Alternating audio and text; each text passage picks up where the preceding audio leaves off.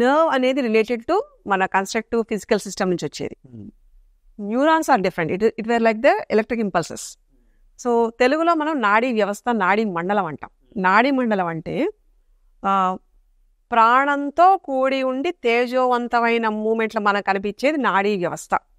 దానికి మనకి మెయిన్గా 3 అంటే 72,000 నాడులు ఉన్నప్పటికీ 3 నాడులు మెయిన్గా చెప్పారు. ఏంటంటే ఇడనాడి, పింగళ నాడి, సుషుమ్న నాడి, ఈ రెండింటికి కలిపేలాగా.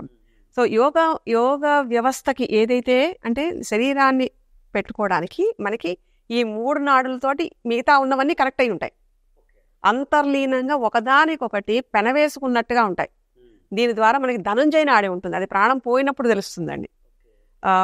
కూర్మనాడి, మేధానాడి, ఇలాగా మనకి మోషన్కి వెళ్ళే ఇబ్బందులు వస్తున్నాయి. అంటే కాన్షియస్లో ఉన్నప్పటికీ దాని పని చేసుకుంటున్నప్పటికీ మనకి వ్యక్తీకరణ కాకుండా ఉండే వాళ్ళది కూడా నాడీ బ్లాక్ అంటాం దాన్ని. అంటే ప్రాణశక్తి ఎక్కడైతే వెళ్ళట్లేదో అక్కడ నాడీ బ్లాక్ అయిపోతుంది. Energy gets blocked. So energy is like a type of frequency where your body will be balanced. Yogic పరంగా చూసుకుంటున్నప్పుడు ఈ నాడీ వ్యవస్థ, నాడీ మండలానికి ఎలాంటి నిర్వచనం ఇవ్వచ్చు అంటే ప్రాణశక్తిని ప్రవహింపచేసేలా చేయడం.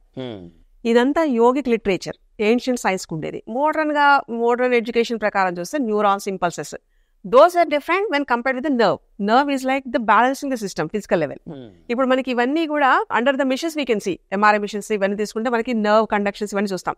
కొన్ని కెర్లియన్ ఫోటోగ్రఫీలో కూడా we can able to see the images. But ఇవన్నీ కూడా ఇప్పుడు మనం చెప్తున్న నాడీ మండలం ఏదైతే ఉంటుందో అదంతా అనుభూతిలోకి వస్తుంది ఎవరికి వాళ్ళకి. అంటే మనకి పంచేంద్రియాలు కనిపించకపోయినప్పటికీ ప్రాణశక్తిని ఎలా నిలుపుతుంది అనే దానికి చాలా రకాల structures of examples are there. So ఎప్పుడైతే మనము ఈ నాడీ మండలాన్ని దృష్టి పెట్టుకుంటున్నామంటే ఫస్ట్ కమ్స్ ప్రాణం. అంటే దాన్ని ఎలా బ్యాలెన్స్ చేయాలి, బాడీని ఎలా బ్యాలెన్స్ చేయాలి, నీ శరీరాన్ని ఎలా బ్యాలెన్స్ చేయాలి. ఈ 3 బ్యాలెన్స్ చేస్తున్నప్పుడు అంటే వెన్ మైండ్, బాడీ, స్పిరిట్ కనుక ఎలైన్ అవుతున్నప్పుడు జరిగే ఒక అద్భుతమైన ప్రక్రియ కోసం ఇంత మనం మాట్లాడుకుంటున్నాం.